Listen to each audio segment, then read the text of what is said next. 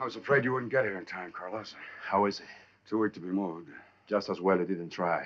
Everyone is drunk with wine or joy at the surrender of the British. Did you operate on him? Yes. Did he give him any relief? Only temporary. I'm afraid it's hopeless, Carlos. I came as quickly as I could, sir. You needn't have hurried. I'm not quite ready to die yet. No. Don't bother with an examination, Carlos. Don't talk. Save your strength. I'm ready to go, gladly. Why not? We've won the war. I've done my work as well as I was able. Now it's up to you and Roy to see things through. Your work, General. Yes. Read that agreement.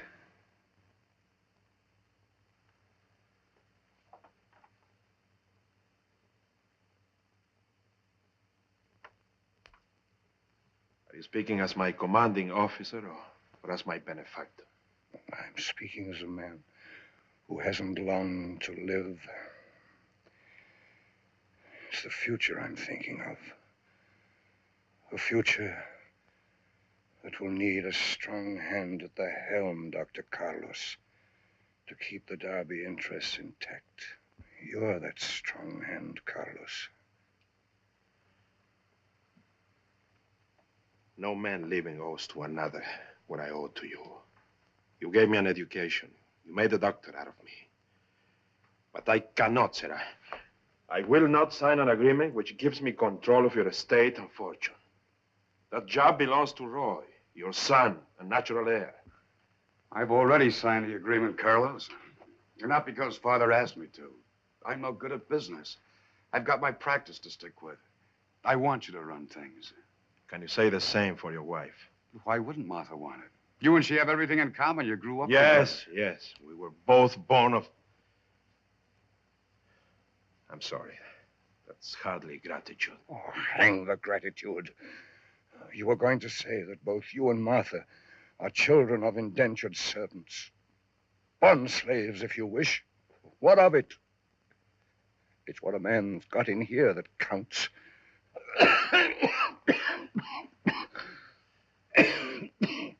Easy, sir.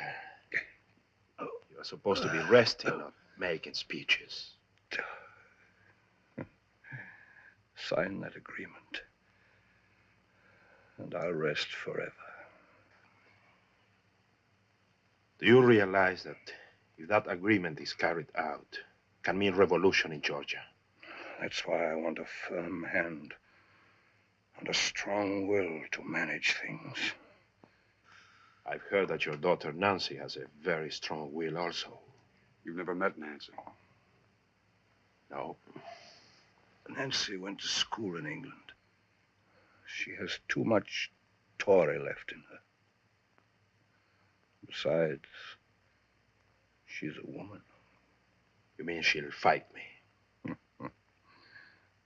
Tooth and toenail, my boy, but don't let that stop you. Sign the agreement. And when you get to Sangaree, ask Nancy to show you my diary. She'll know what I meant. You'll be there yourself, Father. Sign it. I want to see it.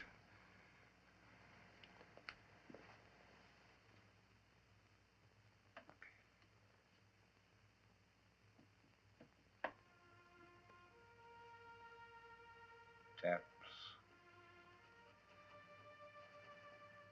Lights out.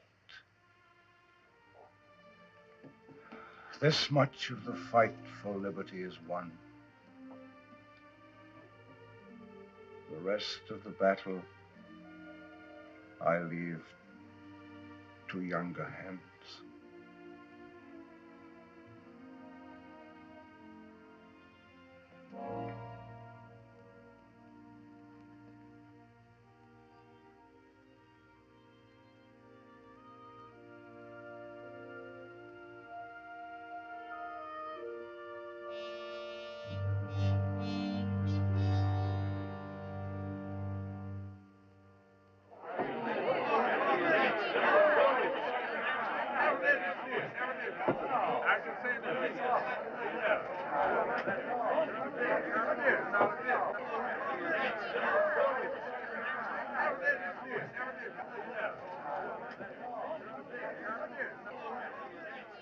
Is he going to fight the general's will like his sister Nancy? You better ask him. I haven't seen such excitement since the British gave up. I suppose everybody's asking the same question. How are Nancy and I taking it? Naturally. And I told him to ask you. Well, in that case, my undiplomatic friend, I'm going to leave by the back door. And I advise you to do the same if you're going upriver to meet Carlos. Well, first I had to prepare the town for Carlos. Now I have to prepare Carlos for the town. Oh, Martha's planning a big reception for her. I'll tell him. Good.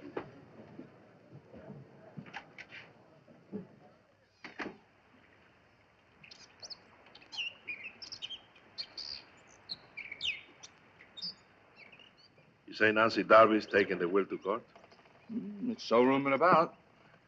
But then why shouldn't she be against you? The future she had every right to expect is now to be managed by the son of a servant. Would you like it? I'm afraid not. Gabe, what is my enemy like? An angel on the outside and a devil in. Everything it takes to make a man's blood boil, Carlos. I warn you, first off, be on your guard. First off, I'm going to have to forget that I was ever the son of a bonded servant. I've forgotten it in my own case. We both owe everything we had to General Darby, and that's why we can't fail him now.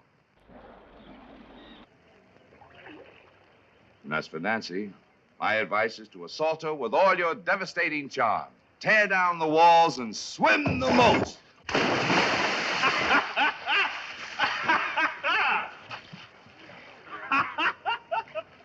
Swim your own moats, Gabe.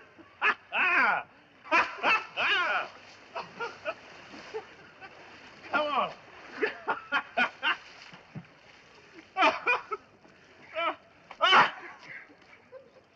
Well, I hope you make as big a splash in Savannah.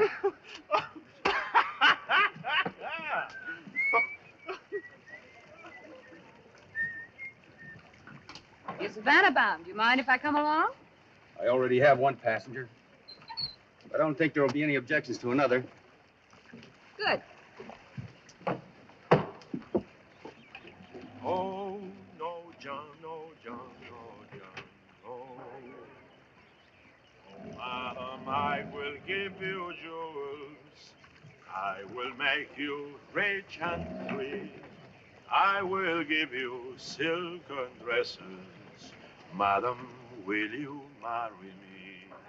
Oh, no, John, no, John, no, John, no.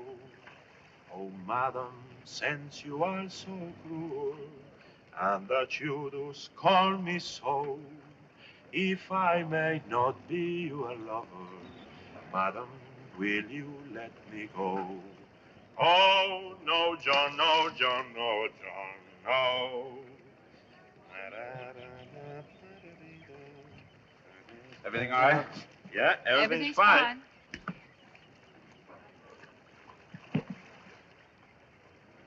If we're going to be formal. No, no use being formal all the way to Savannah. What's your name? Dolly Lake.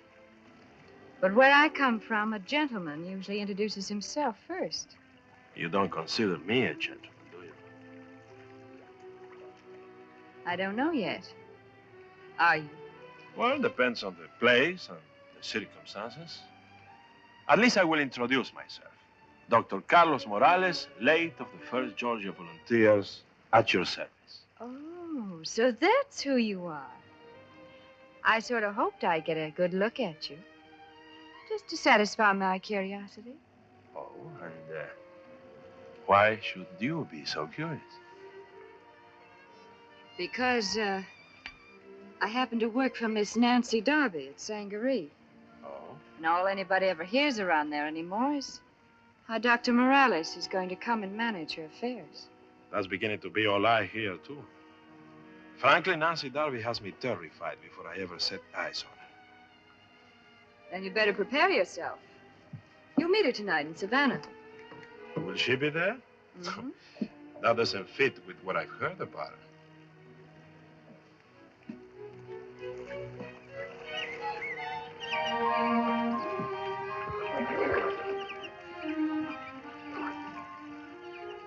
What have you heard about Nancy Darby? Well, that she's beautiful, proud, and headstrong. Her father advised me to fight her. Gabriel Thatch advises me to make love to her. What's your advice? How can I say, sir? I don't know yet how well you make love. Perhaps if I demonstrate. With a servant girl like me, Doctor? Now I know you're no gentleman.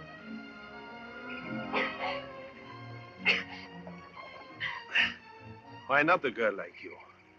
I used to be a Darby servant myself. My father sold himself on 7 years to come to this country from Spain. Oh, yes, Dolly, so good to be back home and find a girl like you who can talk to a man on his own terms. If you break my arm, Doctor, I don't know how I'll explain that to my mistress.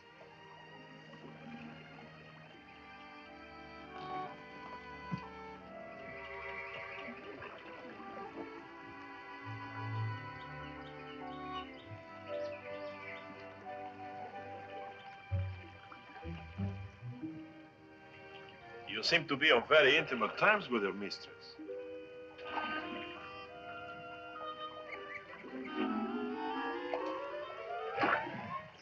In wine, there is truth, Dolly. Care to join me? Come to the cabin. We'll give it a toast.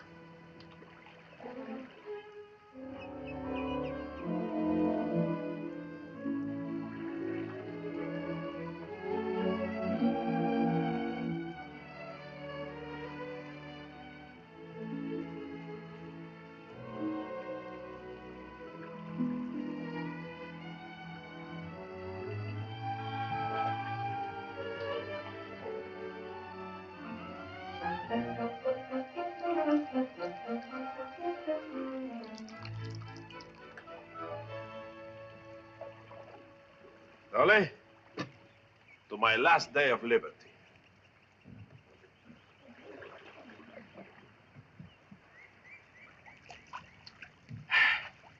Tomorrow I take over my duties as manager of the Darby Company. You're pretty confident of yourself, aren't you? And why not? Because if Nancy Darby takes her father's will to court, you won't be managing anything. You'll just be a country sawbones. Nah, you wouldn't like that to happen to me, would you?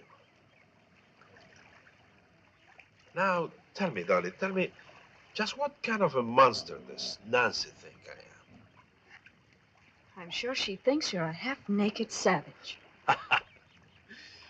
You're not very informative. I think all that wine is being wasted on you. So that's the reason for the wine. Just to get me to talk about Nancy Darby. Well, isn't turnabout fair play?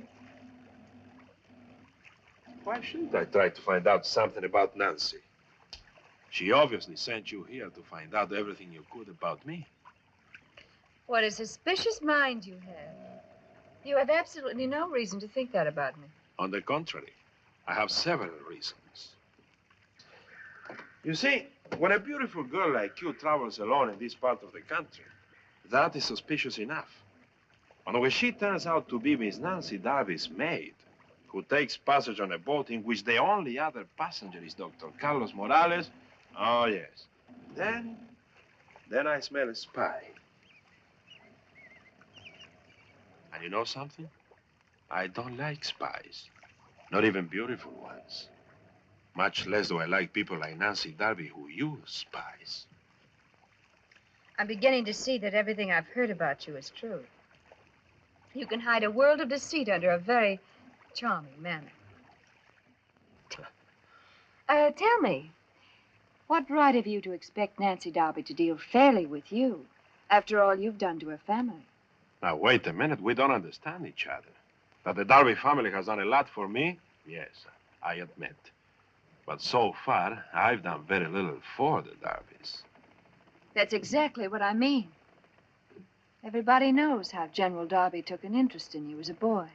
How he sent you to the finest schools and had you educated in Vienna. And then how you showed your gratitude by weaseling into his confidence when he was ill and dying and delirious with fever, and getting him to put the Darby estate in your hands. So that's what they're saying in Savannah. Yes. And that's what Harvey Bristol will say when he takes the will to court. Bristol? And just who is Harvey Bristol? He's Miss Darby's lawyer. He also happens to be her fiancé.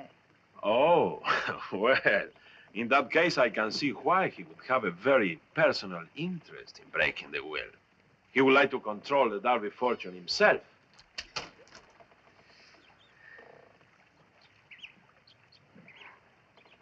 Say that to Harvey Bristol and he'll call you out.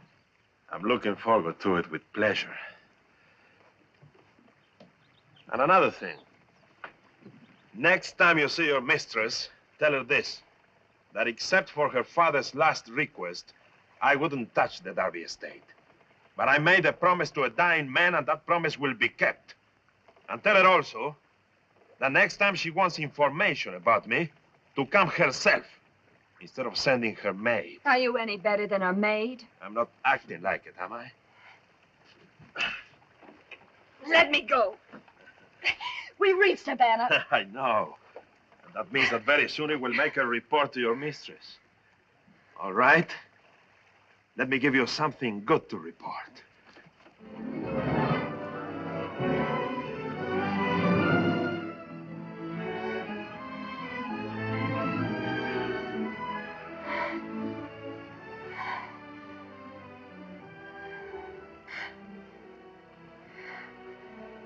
Very fine report, Dr. Morales.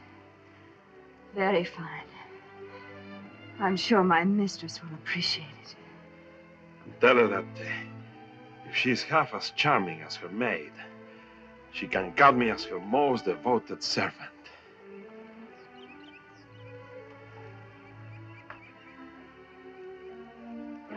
Oh!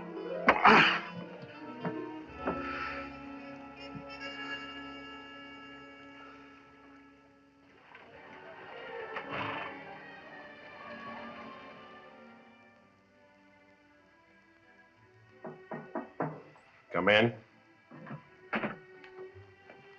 Mrs. Darby sent this, sir, and asked you to wait. Thank you. Is Dr. Roy back? Not yet, sir. I'll tell Mrs. Darby you're ready.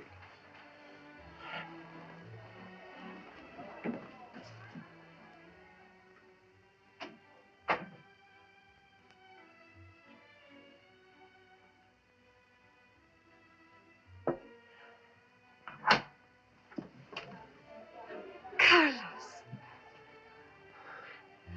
So you finally come. Oh, Carlos. Well, I'm glad somebody's happy to see me around here. Happy to see you. It's like living life all over again. It's like sunshine after a year.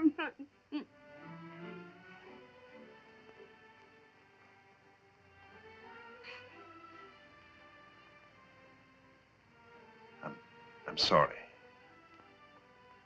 Sorry. Sorry for what? You're married to Roy now. Let's keep our past locked in our memories. Carlos. Is this you talking? Lock up the past. What if I did marry Roy? You know why I married him? Because you loved him, I hope. You're the only man I've ever loved. Martha. No. No, let me say it.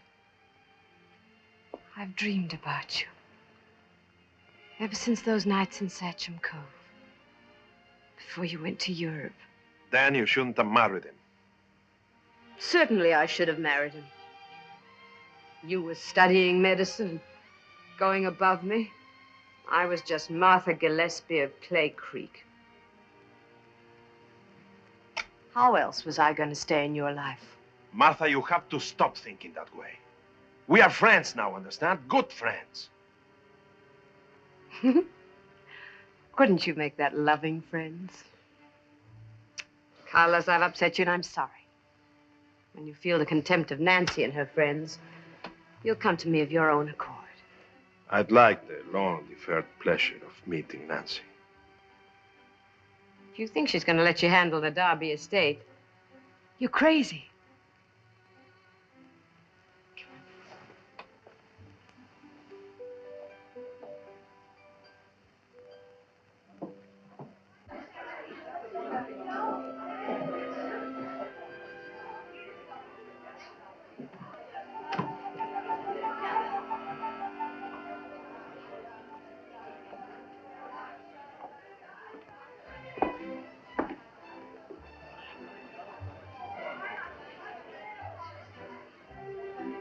There beneath you, you see the cream of Savannah society.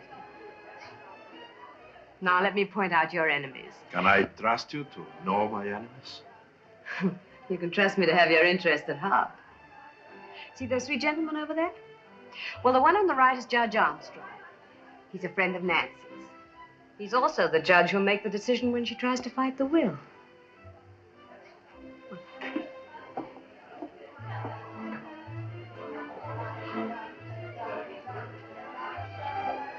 I'm sure you'll take good care of my interests. Mrs. Darby? Arthur? Judge Armstrong, Dr. Tyrus, Dr. Morales. How do you do, sir? Nice to see you, Doc. And this How do you do? gentleman is your rival and Roy's in the medical field, Dr. Bristol. How do you do?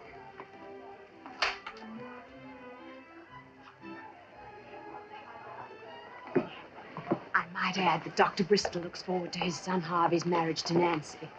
Bristol fortunes are in need of repair with Derby money. And where is the fabulous Nancy?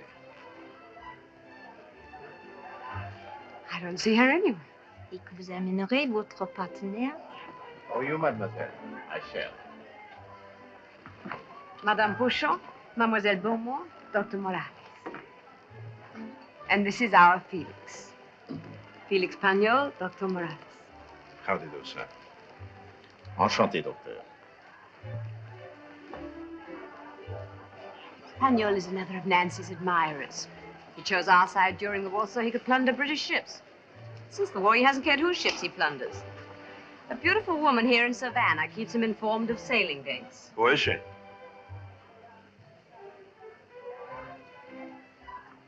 We're waiting for her now. You're accusing Nancy. You might tell her that unless she drops the lawsuit against you, I can prove it. Blackmail is not one of Here's my weapons. Roy. I am? Hello. Hello, Roy. Well, how's the party going? Have you met everyone yet? Well, Martha's been doing the honors, but I have yet to set eyes on your sister. Oh? I think Roy can present you far more graciously than I. Go with Carlos, Steve. Well, how was the trip? Fine, fine. Delightful. I must tell you about it sometime. Yes. Yes, please do. You look worried. I am. And I may call upon you to confirm the reason for it. Well, you know you can count on me. What's wrong? I hope I am, but I suspect plague. Plague. In Savannah? Yes. What's this about plague? I hope I'm wrong. Dr. Bristol, may I present... We've met. I was just telling Carlos I'll want his opinion on the case. Well, I'll give you my opinion without even looking at the case. There's no plague here in Savannah.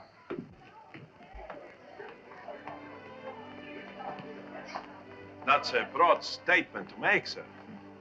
Even an inexperienced doctor like yourself ought to know that epidemic diseases, such as plague, are caused by a mist. The technical word is miasma. Arising from the swamps at certain seasons of the year. Well, this is the wrong season. It's not the wrong season in Africa. Just what do you mean by that? I mean that there have been several deaths on the slave ships, which might well be caused by plague. And the bodies are buried at sea. So that need not concern us here in Savannah.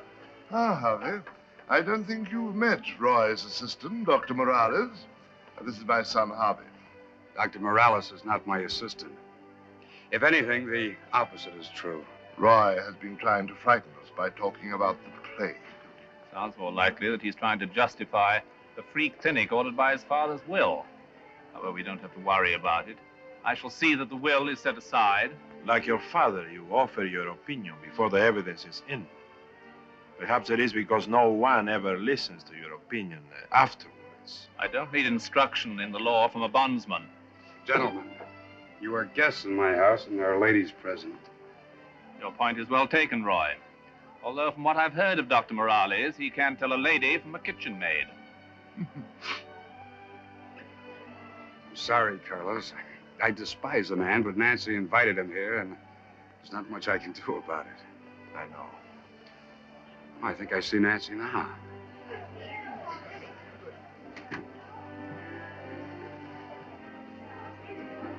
Ready for your fate?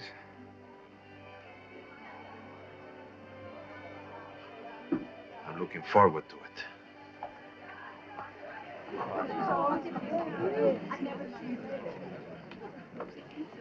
Well, making the grand entrance as usual, I see. Now I want you to meet your guest of honor, Nancy. May I present my friend Carlos, Dr. Morales.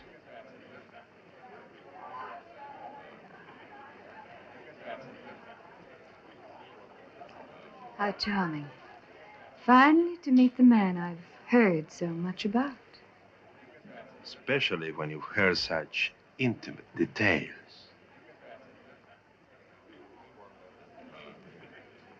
You'll have to excuse me, Dr. Morales. I have other guests.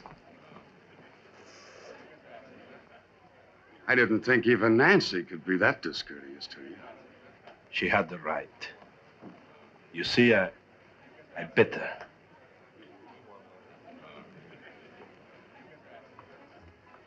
Comme d'habitude, Nancy a donné une soirée magnifique.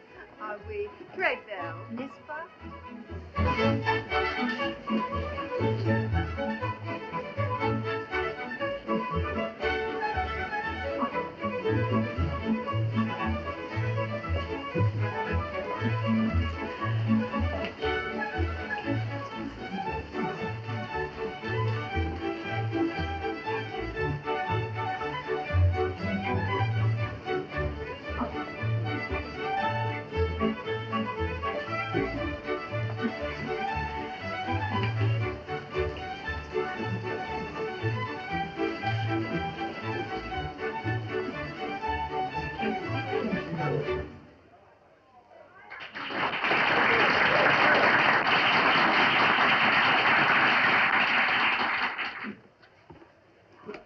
I see that your reception has given you a bad impression of us.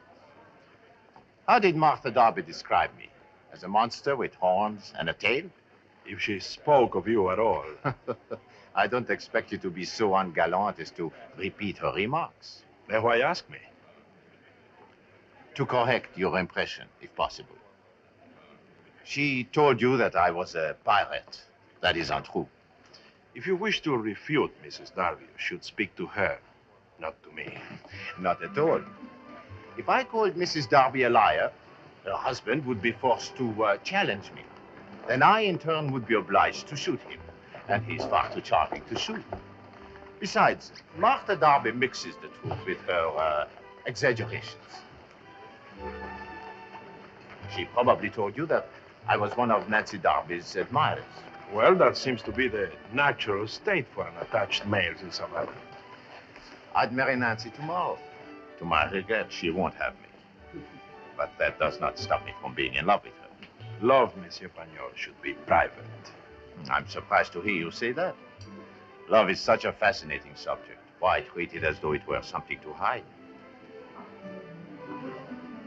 What good does it to be courageous on the battlefield and quail at the sight of Venus? Tell me, is it Nancy who keeps you in Savannah? Only in a way of business. A business with which I'm afraid you'll interfere. What business would that be? Now there, you see, you refuse to talk of love, but you are willing to discuss dollar subjects. Business, Dr. Morales, not love, should be private. Lovely party. Yes, isn't it? So you must get your information from Nancy. I'll take your advice on that anyway.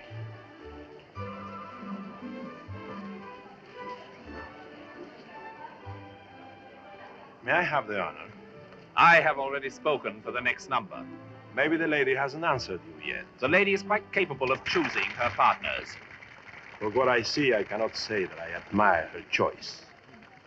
Is the queen less bold than her maid? Since you were born without manners, I shall have to teach you some. I'll defer that first lesson until you learn some yourself. Let's not spoil the evening. When low-bred sons of servants are permitted to insult gentlemen, the evening is already spoiled. The gentleman has his remedy. Please, please. It's not the time or place, Harvey.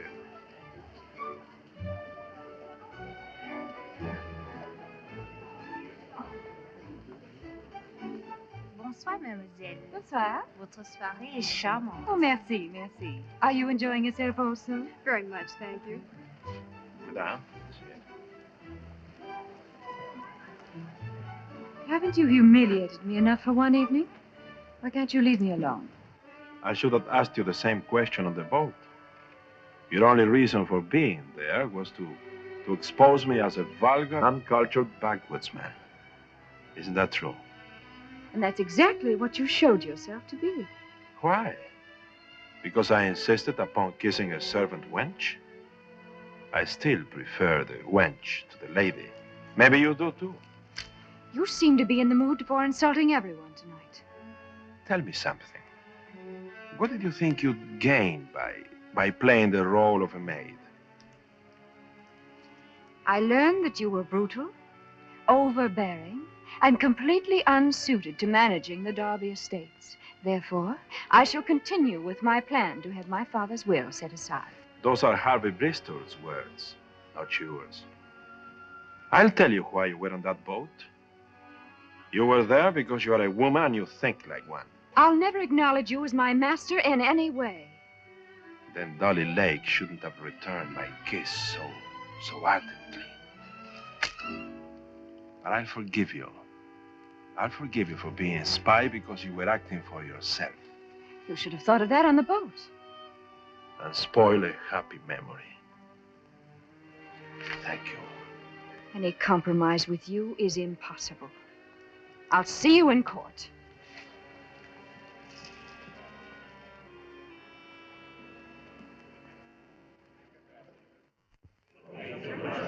Both Dr. Morales and Miss Darby have agreed that they will accept the decision of this court as final and binding. As moving party, counsel for Miss Darby is entitled to speak first.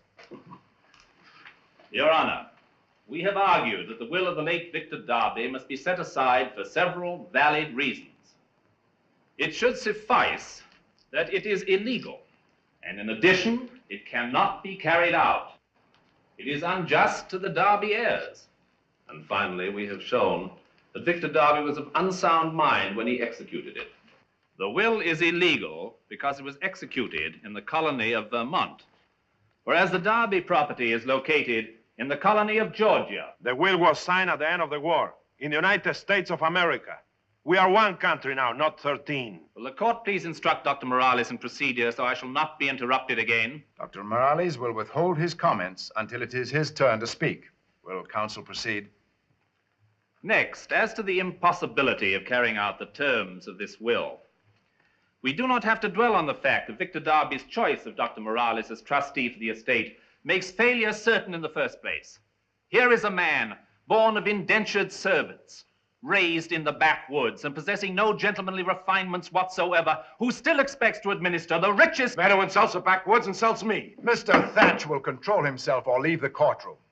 Dr. Morales' friends prove my point, that Victor Darby had to be of unsound mind to select such a trustee. What could be more unjust to the rightful heirs? You speak for my sister, Harvey, not for me.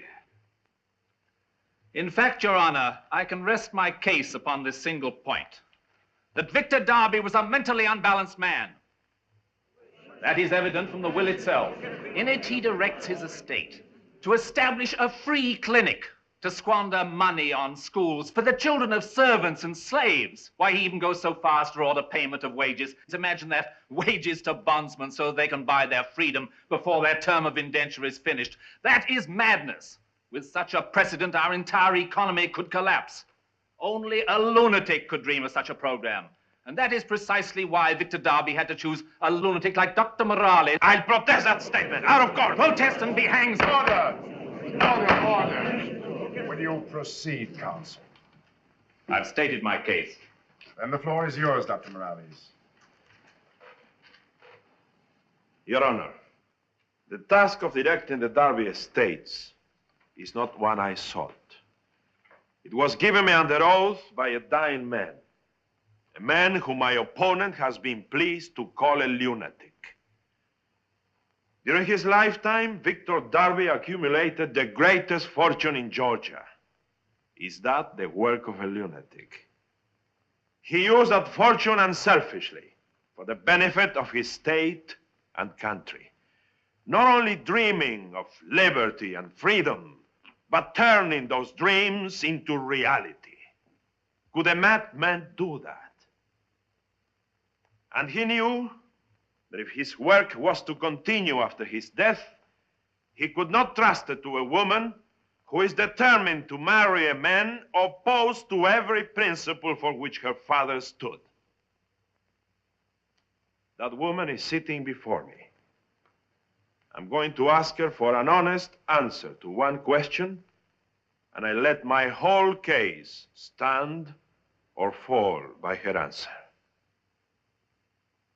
Miss Darby, do you believe your father was insane? Of course he was insane. I put the question to Miss Darby. Do you believe your father was insane?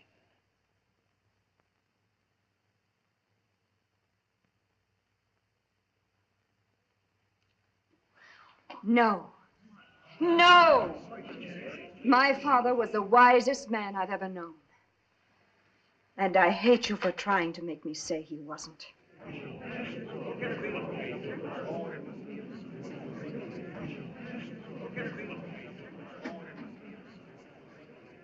And now, Harvey Bristol, I'll take up some of your personal remarks about me.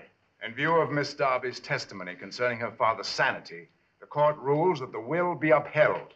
And if either of you men invites a duel in this courtroom, you both go to jail. A gentleman duels only with his equals, but I shall find time to cut you to pieces. You see, Carlos, Nancy's really a Darby at heart. Now you can make her a director of the company. Yes, and go through the same fight every day of my life. Eh? Congratulations, Dr. Morales. As director of the Darby Company, you automatically inherit a seat in the Savannah City Council. I'm putting your name up as health officer tonight, Carlos. Make sure you get there. I'll be along as soon as Gabe gets here. Still worrying about Nancy. Why don't you stop by the docks on the way to the meeting tonight? She may not have left town yet.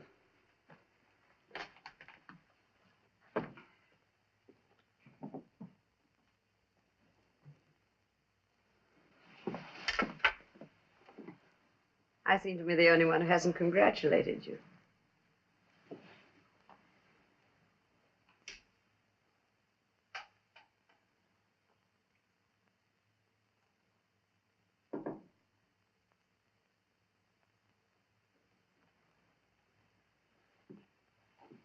Here, Thank you. To the future. To the future. I wish you'd say to our future.